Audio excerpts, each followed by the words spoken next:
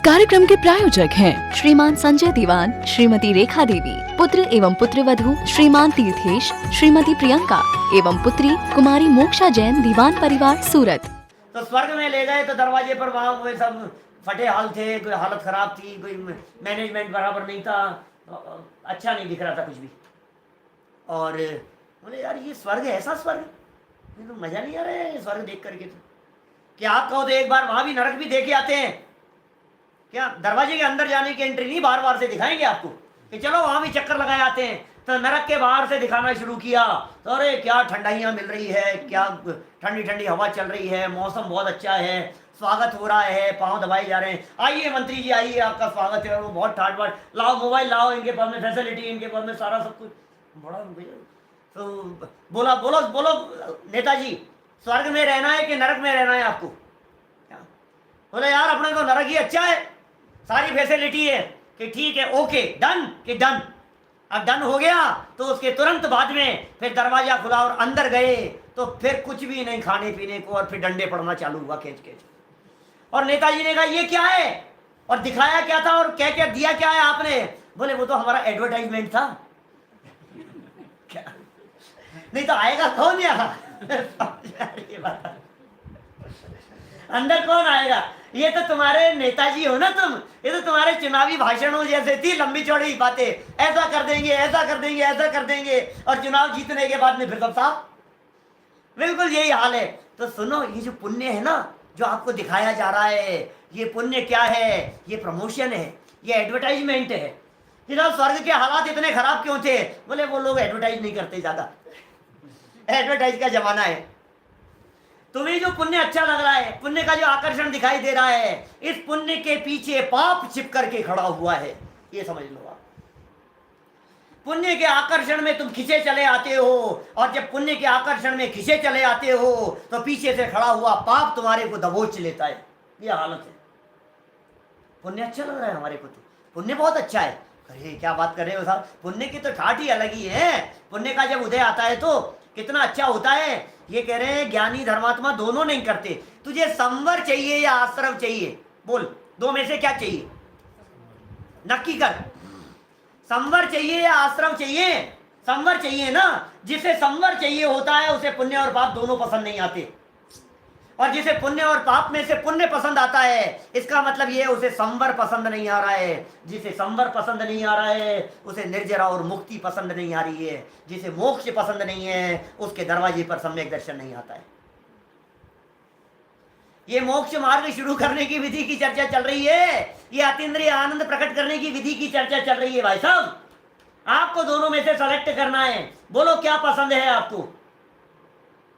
नहीं साहब, पाप से देखो, अभी तो हम गृहस्थ हैं पंडित जी, अब पाप है एक तरफ पुण्य है, अब दोनों में से तो हमारे हम पुण्य को ही सेलेक्ट करेंगे, पुण्य ही अच्छा है दोनों में से। तो अरे भाई, दोनों में से पुण्य की तरफ तेरी आकर्षण हुआ, लेकिन पुण्य करने योग्य है, ये महापाप है।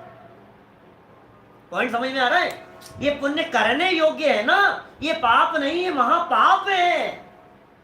ये कर्म का आकर्षण है, ये आश्रम में एकत्व बुद्धि है, ये निगोध का द्वार है, ये चतुर्गति परिभ्रमण का रास्ता है। समझ लो आप, नहीं जाना हमारे को उस रास्ते पर। मैं कभी कभी छोटे छोटे एग्जाम्पल देता हूं इस संबंध में। बोलो, आप कहीं सफर करने के लिए जा रहे हैं, आप पैकिंग करके लेकर के जा रहे हैं।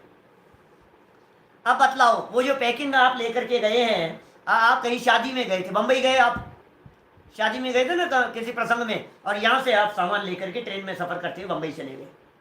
बंबई आपने शादी वादी अटेंड की, और शादी वादी अटेंड करने के बाद में आप लौट करके आ रहे थे।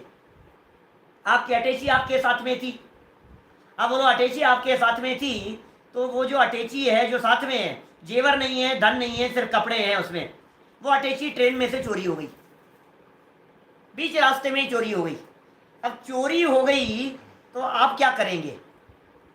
बोलो, थोड़ा हड़बड़ाएंगे, व्याकुलता व्याकुलता हो रही है, तो यार अटैची चले गई, सामान चला गया, सामान चला गया, और आप बहुत उदास होकर के बैठ गए। सामने वाला एक सज्जन बैठे थे, उन्होंने आपसे पूछा, भाई साहब क्या हो गया, बात क्या हो गई भाई साहब, बात क्या हो गई कि अटैची चले गई, ऐसा ऐसा हो गया? अरे यार बहुत ही, तो बहुत जमाना बहुत खराब आ गया, लेकिन बताओ तो सही आप कहाँ से आ रहे हो, कहाँ जा रहे थे? बोले शादी में गया था, वापस लौट करके आ रहा था। इतने में सामने वाले ने कहा, भाई साहब ये तो आप बहुत खुशकिस्मत हो, आपकी तो किस्मत अच्छी थी। आप कल्पना करो यदि यहां से शादी में जाते समय चोरी चले जाती तो क्या करते वहां जाके, बोलो। अरे वापस आते समय हुई है और कपड़े गए हैं, कोई बात नहीं, घर पे कोई कपड़ों की कमी थोड़ी नहीं है। फर्स्ट एसी में सफर कर रहे हो, फर्स्ट क्लास में सफर कर रहे हो, कोई गरीब परिवार से तो दिख नहीं रहे हो, कोई कमी नहीं है, क्या फर्क पड़ गया है, बहुत अच्छा हुआ ये तो। जाते समय हो जाता तो तकलीफ हो जाती भाई साहब, वहां जाकर की शादी अटेंड करनी थी, आप क्या करते बोलो। ये नाइट सूट में थोड़ी ना जाते शादी में, क्या करते आप। यार बात तो सही कह रहे हो यार, बात तो जच गई भाई साहब हमारे को, बात तो समझ में आ गई, क्या गजब बात कह दी भाई साहब आपने। अब घर गया, अब घर जाते समय मिठाई खरीद करके लेकर के गया और घर वालों में आस पड़ोस के अंदर मिठाई बांटी। बोले क्या हुआ, बोले हुआ ये कि मैं बंबई से आ रहा था, मेरी अटैची चोरी हो गई, खुशी में मिठाई खिला रहा हूं।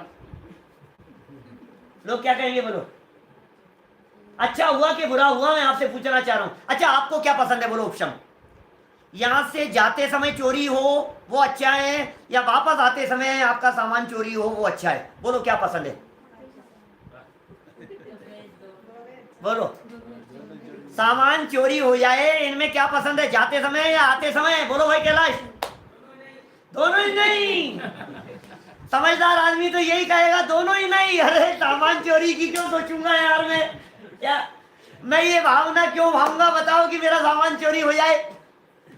अच्छा तो यही है कि दोनों ही नहीं हो, हाँ यदि फिर हो जाए तो फिर आते समय हो जाए तो थोड़ा सा संतोष ज्यादा है, और जाते समय हो तो आकुलता ज्यादा है, इतना सा है, आकुलता में ही कमी ज्यादा है। अच्छा तो दोनों में से कोई नहीं है, समझ में आ रही है बात।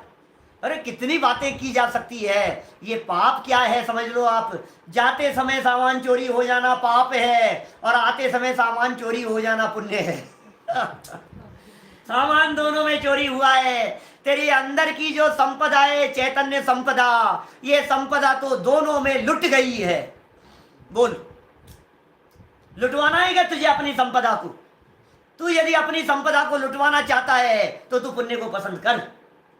नहीं आपके उदाहरण तो बहुत अच्छा है, आपका बात तो आप सही कह रहे हो, ऐसा तो नहीं होना चाहिए, लेकिन लेकिन लेकिन बस लेकिन करके पानी फेर देता है उसके ऊपर। क्या संसार में फिरता रहे सिद्ध सुख पावे नहीं, ये गाना अभी मैंने अभी तो बोली गा था 10 मिनट पहले, 77 नंबर की गाथा है वो।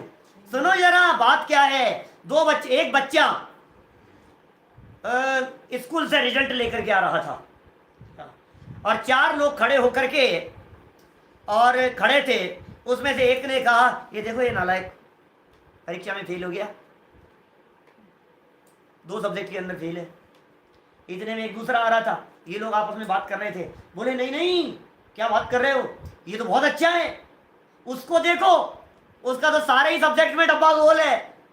क्या क्या क्या कहा दूसरे ने, ये 2 में ही फेल हुआ है, ये तो फिर भी उससे बहुत अच्छा है, उसका तो सब सब्जेक्ट में डब्बा गोल है। रिजल्ट लेकर के बच्चा घर पहुंच रहा था, मिठाई का डब्बा लेकर के जाएगा घर पे तो क्या होगा बताओ। मार्कशीट हाथ में, जब मिठाई का डब्बा हाथ में देखा तो पिताजी तो बहुत खुश हो गए कि मेरा नालायक पास हो गया। ला बेटा बहुत खुश, सीने से लगा लिया, कौन सा डिवीजन आया, ला मार्कशीट दिखा, ये क्या है फेल हो गया। कि पापा आप तो बिना ही मतलब गुस्सा करते हो, उन अंकल को देखो कितनी तारीफ कर रहे थे मेरी। चौराहे पर अंकल कितनी तारीफ कर रहे थे, वो नालायक वो 6 में फेल हो गया, अपन तो 2 में ही हुए। अरे लेकिन 2 में हुआ हो चाहे 6 में हुआ हो, फेल तो फेल है। बात समझ में आ रही है। ये पाप है ना, ये 6 में फेल है, और जो पुण्य है ये 2 सब्जेक्ट में फेल है। क्लास चढ़ने योग्य दोनों नहीं है, ऊपर चढ़ने योग्य दोनों नहीं है। बोलो तुम्हें दोनों में से क्या पसंद है। ये क्या गजब की बातें कह रहे हैं। जिन पुण्य पाप नहीं कीना, आत्म अनुभव चित दीना, तिन्ही विद्यावत रोके, संवर लही सुख अवलोके। क्या रोज पूजा पढ़ते हो, रोज पूजा पढ़ते हो। ये युगल जी बाबू जी की लाइनें पूरी नहीं करी मैंने अभी। क्या थी लाइनें, शुभ और अशुभ की ज्वाला से, ज्वालाएं हैं ये, अशुभ की तो ज्वालाएं हैं ही, ये शुभ की भी ज्वालाएं हैं। शुभ और अशुभ की ज्वाला से झुलसा है मेरा अंतस्थल, झुलस रहा है मेरा अंतस्थल, पीड़ित हो रहा हूं मैं। देखो पुण्य और पाप दोनों में आकुलता दिखती है ज्ञानियों को। मैं आपसे पूछता हूं, अभी प्रवचन हमारा पौन घंटे चलता है, 50 मिनट चलता है, बोलो 1 घंटे चलने लगे तो क्या होगा? मुझे मालूम है बहुत से लोगों के चेहरे खिल जाएंगे। हाँ पंडित जी 1 घंटे लोगों के मैसेज आते रहते, थोड़ा तो ज्यादा चला लिया करो, 10 मिनट तो और ले लिया करो, आजकल तो फ्री है। 10 मिनट तो सबके पोस आता है, 10 मिनट तो पोस आता है। अब 1.25 घंटा और 1.5 घंटा कर देवे तो क्या होगा? अरे यार पंडित जी तो फालतू है, उनको तो कोई काम नहीं है। समझ में आ रही है बात? उनको कोई काम धाम तो है नहीं, वो तो चालू हो जाते हैं, वो तो बोले जाते हैं हमें तो काम धंधा है, बंद करो यार, कब तक चलता रहेगा? सच बतलाओ ऐसा होता है या नहीं? बताओ, विधान करते रहते हैं, पूजन करने के लिए बैठे हम, अब किताब, और विधान में थोड़ा सा टाइम बढ़ने लग जाए ना, ऐसे पेज देखता, इतने पेज बाकी है, अभी तो इतने पेज हैं, ये क्या चीज है भाई साहब? ये पुण्य की आकुलता है, ये शुभ भावों में आकुलता है। प्रवचन शुरू होने की आपको आकुलता नहीं दिखाई देती या? बतलाओ मेरे को। आज हमारा नेट थोड़ा सा 1 आध मिनट लेट हुआ, जिसमें तो आकुलता नहीं चलने लग गई, चालू नहीं हुआ, चालू नहीं हुआ, चालू नहीं हुआ, ये क्या हुआ? नाटक रहा है, ये क्या हुआ? ये आकुलता। सुनने वालों बोले आज होगा भी कि नहीं होगा, 1 मिनट लेट कैसे हो गए आज? राइट टाइम घड़ी मिला लो आप, 8 बजे शुरू होता है, 8 मतलब 8, अब यह 8:01 कैसे हो गया? इसका मतलब 1 मिनट में ही आकुलता। क्या बात कर रहे हो आप? ये पुण्य की आकुलता है, ये शुभ भावों की आकुलता है। जैसी आकुलता आपको समझ लीजिए किसी हिल स्टेशन पर जाते समय ट्रेन पकड़ने में होती है, वैसी ही आकुलता आपको शिखर जी जाते समय ट्रेन पकड़ने में होती है। कोई फर्क है क्या? हिल स्टेशन पर घूमने के लिए जा रहा है, ट्रेन पकड़ रहा है, फ्लाइट पकड़ रहा है, जैसी आकुलता है। तीर्थ वंदना के लिए जा रहा है, क्या आकुलता में कोई कमी दिखाई देती है क्या? सेम आकुलता है। मैं आपसे पूछ रहा हूं, दादा ने तो नियम सार का हवाला देकर के बहुत चर्चाएं की है, कुंद कुंद महाराज ने लिखी है इस तरह की चर्चाएं नियम सार नामक ग्रंथ में। सुनो, घर बनाने में, मकान बनाने में जितने आरंभ होते हैं, मंदिर बनाने में भी उतने ही आरंभ होते हैं। यह बात अलग है कि घर बनाने में पाप का बंध होता है और मंदिर बनाने में पुण्य का बंध होता है। समझना, ये फर्क तो है ही। अपने लिए मकान बना रहा है, उसमें पाप लग रहा है, और मंदिर बना रहा है, उसमें पुण्य का बंध हो रहा है। यह बात परम सत्य है। लेकिन बिल्डिंग बनने में, रॉ मटेरियल में, जो ईंट आपके मकान में लगी है उस ईंट के बनने में, और जो ईंट मंदिर में लगी है उस ईंट के बनने में, दोनों के प्रोसेस में क्या फर्क है? मैं आपसे पूछना चाहता हूं, बोलो। आपके मकान बनने के अंदर जो सीमेंट लगाई गई, जो चूना लगाया गया, जो कारीगरों ने काम किया, और मंदिर बनने के अंदर जो सीमेंट लगाई गई, चूना बजरी लगाया गया और कारीगरों ने काम किया, दोनों में क्या फर्क है बताइए? ये बात अलग है, घर बन जाने के बाद उसमें भोग भोगे जाएंगे, और ये बात अलग है कि मंदिर बन जाने के बाद वहां आराधना होगी। वो तो बात की बात है, मैं तो निर्माण की बात कह रहा हूं। कोई फर्क नहीं है, दोनों एक जैसे दिखाई देते हैं, पुण्य और पाप में कोई अंतर नहीं दिखाई देता है। इसलिए आचार्य देव को कहना पड़ा, एक लोहे की बेड़ी के समान है और एक सोने की बेड़ी के समान है। और कह रहे हैं जिन्होंने दोनों पर से दृष्टि हटा ली, गोल्ड पर से दृष्टि हटा ली और सिल्वर पर से दृष्टि हटा ली। सुनो, जितने लुटेरे और ठग होते हैं ना, अच्छा वेश बना करके आते हैं। पुण्य के समय परिणामों में निर्मलता रहती है, बहुत अच्छी बात है। हाँ, ये भी है बात, पाप से पुण्य में आएगा और पाप छूटेगा पहले, फिर पुण्य भी छूटेगा, और दोनों छूटने के बाद में फिर धर्म की तरफ बढ़ेगा। समझना, मार्ग तो यही है। पहले पाप छूटा इस जगह पर, इस लेवल पर, फिर पुण्य में आया, अब ये पुण्य छूटा, इसके बाद धर्म के लेवल पर पहुंच गया। बराबर है बात? अब लेकिन जब धर्म का लेवल पर पहुंचने का जिसका लक्ष्य है, उसका लक्ष्य ये इस जगह पर अटकने का नहीं है। समझ में आ रही है आपको बात? रास्ते में आएगा, रास्ते में आएगा, वो पुण्य रास्ते में होता है, लेकिन पुण्य में अटकना नहीं है। अभाव रूप कारण है, पुण्य में अटकना नहीं। पुण्य में अटक गया तो समझ लो बिगाड़ लिया इसने, काम बिगड़ गया। मैं आपसे कहता हूं, जिस व्यक्ति को आईएएस करना हो, बोलो एंट्रेंस एग्जाम होगा कि नहीं होगा? होगा कि नहीं होगा? एंट्रेंस एग्जाम, एंट्रेंस एग्जाम होगा, क्लियर करना पड़ेगा कि नहीं? कि क्लियर करना पड़ेगा। अब एंट्रेंस एग्जाम क्लियर करके ये मिठाइयाँ बांटने लगे, खुशियाँ मनाने लगे, चैन की नींद सोने लगे, तो इसका मतलब ये है कि बेटा तेरा आईएएस एग्जाम कभी भी क्लियर नहीं होगा। एंट्रेंस एग्जाम करके सो गया तू, ये अटकने का स्थान था कि 4 गुना मेहनत से और ज्यादा लगने की जरूरत थी। पाप से हट करके पुण्य में आया, शुभ परिणामों में आया। ये शुभ परिणामों के अंदर मस्ती मार रहा है तू, मजे कर रहा है तू, इसका मतलब ये तेरी होनहार खोटी है, यहां से वापस गिरेगा तू। ऊपर चढ़ने के लिए इस जगह पर अटकना नहीं है, यहां से आगे बढ़ना है। सीढ़ी का उदाहरण देते, छठी सीढ़ी पर आया, 7वीं पर पहुंचना है तो छठी को छोड़ना पड़ेगा, तब 7वीं पर पहुंचेगा। रास्ते में आएगी, पुण्य भी आता है रास्ते में। देखो भाई, हम आपको सारी पुण्य प्रवृत्तियां त्यागने का उपदेश नहीं दे रहे हैं, हम तो खुद कर रहे हैं। पूजन कर रहे हैं, भक्ति कर रहे हैं, प्रवचन कर रहे हैं, स्वाध्याय कर रहे हैं, उपवास कर रहे हैं, व्रताधिक ले रहे हैं, रात्रि भोजन, सब खाने पीने का, सब बाजार की वस्तुओं का सबका त्याग है, खान पान सब शुद्ध आचरण है। एक अन्न का दाना बाजार का खाते नहीं है हम, कुछ भी पका हुआ बाजार का बना हुआ कुछ भी, रॉ मटेरियल तो बाजार से ही आता है। तो मेरा कहने का मतलब ये है, हम तो खुद कर रहे हैं ये सब। इधर आप तो निषेध कर रहे हो, आप तो पुण्य छुड़ाओगे, पुण्य छुड़ाओगे तो क्या पाप में जाएंगे? सुनो सुनो सुनो, छोड़ने योग्य पहले निर्णय करना पड़ेगा। आपको जाना कहाँ है ये निर्णय पहले करना पड़ेगा। ये निर्णय की बात कह रहे हैं, ये उस चिंतन की बात कह रहे हैं। सबसे पहले ये निर्णय कर कि मेरी मंजिल कौन सी है।